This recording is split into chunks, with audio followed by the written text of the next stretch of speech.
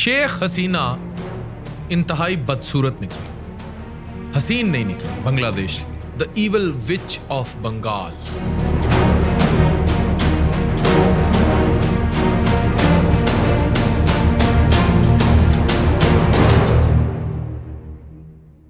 शेख हसीना सजाए मौत सुना दी गई। ये वीडियो आपको बताएगी कि मान लेती स्टूडेंट्स की बात मैरिट की खिलाफ वर्जी करती थी। इस खातून ने कोटा सिस्टम रखा हुआ था जहां अपने लोगों को नवाजने के लिए, उनकी नस्लों को नवाजने के लिए कोटा सिस्टम था।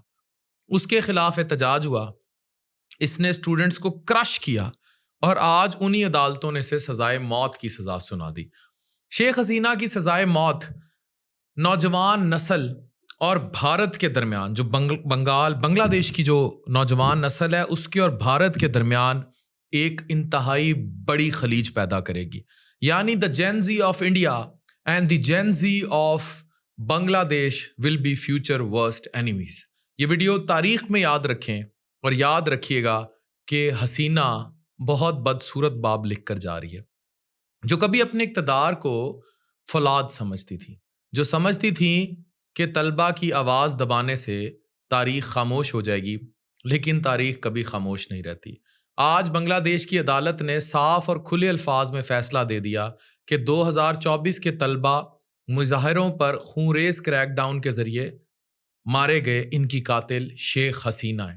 1400 जवान मारे गए, हज़ारों ज़ख्मी हुए और इस जुर्म में आज उन्हें सजाए मौत सुना दी गई। लेकिन इस खातून को बचा कौन रहा है? वही मूदी नस्लों के लिए बुचर साबित हो रहा है। साथ ही साबिक होम मिनिस्टर असदुज़्ज़मा खान को भी सजाए मौत मिली है और साबिक आईजी चौधरी अब्दुल्ला अल मामून, जिसने रियासती गवाह बनकर हसीना के खिलाफ सबूत दिए, उसे 5 साल कैद। अदालत ने दोनों को इतनी बुरी सजा सुनाई, साथ ही तमाम असासे भी जब्त कर दिए। लेकिन असल सवाल यह है, क्या ये दिन आ सकता था अगर उस वक्त वो अपने तलबा की बात सुन लेती तो शायद इतनी हट धर्म रिजिड ताकत के नशे में चूर, तो ऊपर से इंडिया की अंधी हमायत और भरोसा उसे ले डूबा। ये बहुत बड़ा सबक है उन तमाम रियासतों के लिए या उन रियासतों पर बैठे अमीरों के लिए जो भारत की गोदी में बैठते हैं, मोदी की गोदी में।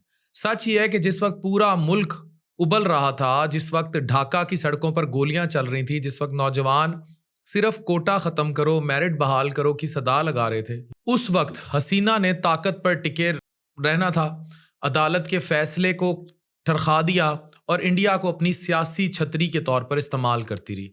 आज वो इंडिया जिसने उन्हें और असदुज़्ज़मा को पनाह दी और हर तरह उनके साथ ये छुपती रही, आज वो दोगली गेम खेल रहा है, लेकिन वापस नहीं कर रहा हसीना को। बांग्लादेश की नई हुकूमत ने खुले अल्फाज में कहा है हसीना और असदुज़्ज़मा को फौरन वापस करो, लेकिन नई दिल्ली ने जवाब में सिर्फ ये कहा है हम बांग्लादेश के अवाम के बेहतरीन मफाद के लिए पुरअज़म है हसीना को पास रख के।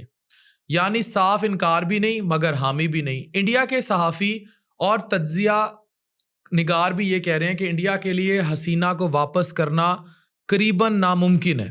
ये दोनों मुमालिक के दरमियान एक नया डिप्लोमेटिक बहरान खड़ा कर रहा है। जब ये फैसला सुनाया गया तो अदालत के कमरे में खुशी के नारे थे, तलबा ने जश्न मनाया, सड़कों पर मिठाइयाँ बांटी गईं और मजलूम ख़ानदानों ने कहा आज इंसाफ मिल गया। लेकिन साथ ही खौफ भी है कि हसीना के हामी सड़कों पर आएंगे, मुल्क में मजीद कशीदगी फैलेगी, सियासत भी पूरे जोर पर है। BNP कह रही है कि तारीखी फैसला है, जमात इस्लामी ने कहा है ये शफाफ और आलमी मेयार का मुकदमा था।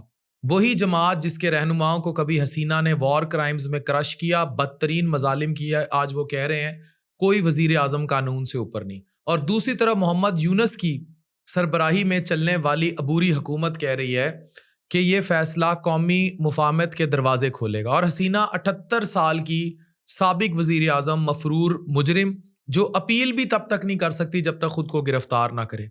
उनके बेटे ने भी कहा है कि मेरी माँ को कभी भी वापस नहीं किया जाएगा, इंडिया हमारी हिफाजत करेगा। कानून की नज़र में सब बराबर, ताकत कितनी भी हो, दिन बदलते हैं, लेकिन अगर अवाम उस टाइम सुन ली जाती और ये डीमेरिट ना किया जाता और इंडिया की गोद में ना बैठा जाता تو کبھی بھی یہ دن نہ دیکھنا پڑتا. Sheikh Hasina Gen Z of India and Gen Z of Bangladesh کے درمیان ایک بڑی گہری خلیج چھوڑ کر جائے گی, اور اصل طاقت نوجوان ہے, یہ بنگلہ دیش اور نیپال نے واضح کیا ہے. So you are the power, the young generation of Pakistan. Remember the Sheikh Hasina history as the death sentence of evil witch of Bangladesh forever.